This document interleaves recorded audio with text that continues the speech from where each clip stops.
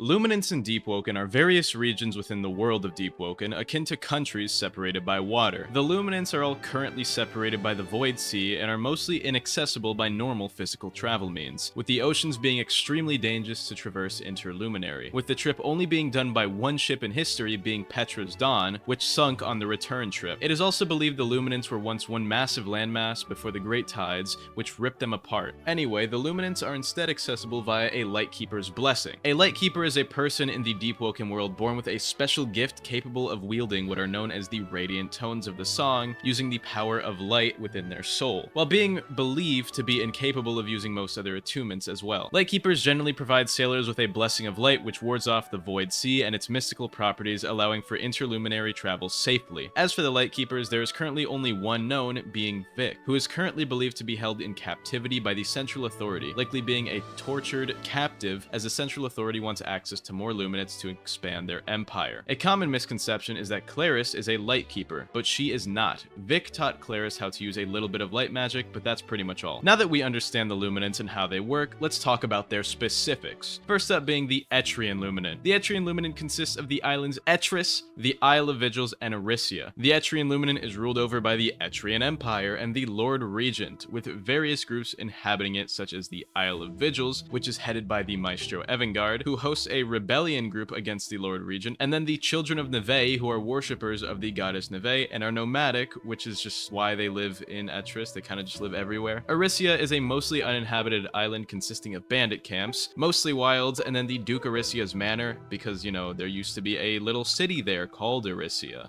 but they were all murdered. The Central Authority consistently stages raids against Etris to try and expand their empire, but they kind of keep losing because they don't have a Lightkeeper to get most of their troops over to that side. Next up is the Eastern Luminant, which technically isn't a Luminant in the same way most of the other Luminants are. The Eastern Luminant is directly connected to the Etrian Luminant and is only separated by a large gate. It was technically and still kinda is part of the Etrian Luminant, but the devs split it because of performance issues. The Etrian Luminant consists of the Great Hive Aratel, Monkey's Paw Island, Boatman's Watch, Summer Isle, Fort Merritt, Songseeker Wilds, Starswept Valley, and Miner's Landing. The Eastern Luminant is much less peaceful than the Etrian Luminant, with islands like the Starswept Valley being war-torn, with many groups inhabiting this Luminant, such as the Central Authority, with Fort Merritt being their main fort and order station for the rest of the Etrian and Eastern Luminants.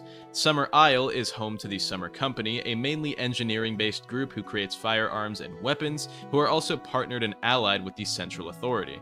The Great Hive Aratel holds the Hivekin, an isolationist group with some of the best technology in the entire Deepwoken verse, including things that aren't in the game, like Gundams and flying mechs with plasma lasers. They also gatekeep the Lifeweave attunement. Miner's Landing is home to the Ignition Union's above-ground base, where they're also quite solitary. Songseeker Wilds is a mostly wild island consisting of the religious Songseekers. They're quite aggressive towards foreigners, and they are in fact probably racist. Monkey's Paw Island is wild and only inhabited partially by the semi-aquatic gorilla fish thing known as the Primadon. And Boatman's Watch, which is inhabited by the apparition of the ferryman who gives people rewards for playing his games, aka usually fighting him, after a small ritual is used to summon him with campfires. The Starswept Valley inhabits both the Hundreds Legion, who are in a constant conflict with the Central Authority over the land, as well as having the Hive teleporters be there, so it's kind of implied that the Hive can have like land and stake in it, which, by the way, this land being sand and dirt. The Starswept Valley is also semi-wild and barren, with various monsters inhabiting the zones around it, including caves, which have things like the Deep Widow. It is also directly connected to Fort Merritt, which is west of it. The Central Luminant is next, being the Luminant most likely to make it in the game next. The Central Luminant is the Luminant reigned over by the Central Authority.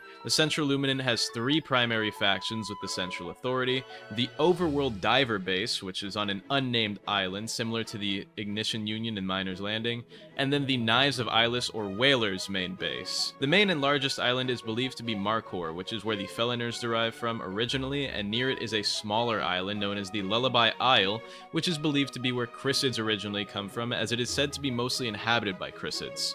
Despite the central luminant being quite important, it really doesn't have too much direct lore, with most of the lore just being authority lore that we've heard, such as stuff like Duralis Air, and then fan theories or implied lore. Next up is the Western Luminant. This is the Luminant the game's Battle Royale game mode and map are hosted in. The Luminant is home to the Hundreds Legion and is mostly cons. This Luminant doesn't have too much lore, but it's probably mostly either desert like the Battle Royale map or jungle, as the 100 Legions are well traversed within deserts like the Starswept Valley, but they are also, the aspect is coming from monkeys, which are jungle creatures, so the Luminant could be a mix of both, which could make sense. The most important lore involving this Luminant is revolving around the Morris Pleatsky, who was born here, as well as discovered Flame Charm in this Luminant, and wielded it for the first time, which was all in the Western Luminant. Also, the Flame Keepers group was formed here, and they likely have their main overworld base of operations here, with their secondary base being in Layer 3 of the Depths. But if you guys want a Depths video, or me explaining all the Depths layers we know about, then just let me know about that. I'll maybe make one.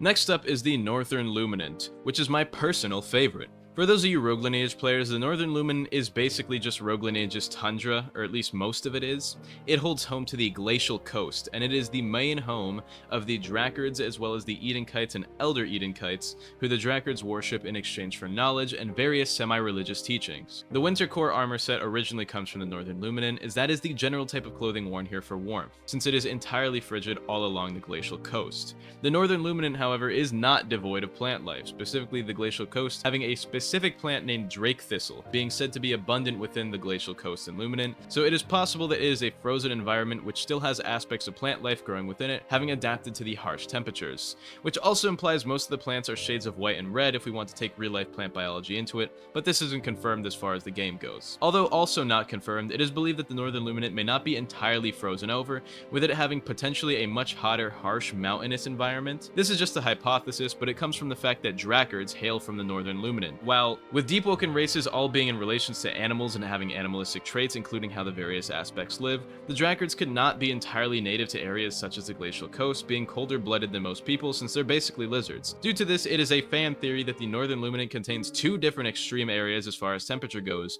being the Glacial Coast, which is freezing, and then a second much hotter environment we haven't heard about or seen it yet, which is native for Drakards. Which is possible, since there are no Drakard NPCs in-game yet that we've seen, but we'll have to wait and see if that's the case, if the Northern Luminant ever gets added to the game at that, but that's kind of unlikely seeing the update schedule. And finally, we have the Southern Luminant, which is the only Luminant the devs have stated will never have a chance of making it into the game. The Southern Luminant was once mostly temperate forests, I guess imagine a North American forest. That's most of the Luminant. However, it was consumed by Void Sea, and most of the life within it has died and been overrun with corruption and rot.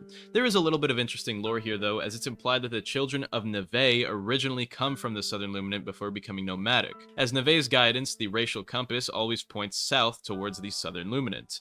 Along with that, it's mostly temperamental forests which deer reside in, which, the children of Neve being nomadic and are resemblant of deer, it is very likely they came from the Southern Luminant. Anyway, I hope you guys enjoyed this video. That's all the information we have on all of the current Luminants, as well as fan theories in some relation for mostly the Northern Luminant, really, because I just really like the Northern Luminant. Anyway, I hope you guys enjoyed. Shout out to YouTube members Green, Brick, High Card, Pickle, and Goobka, and Drizzy Drake Fan. If you guys want to see me cover depth layers next, I could do that. That could be fun. So let me know if you guys want to see that down in the comments below. Hope you all have an amazing day. I love you all, and goodbye.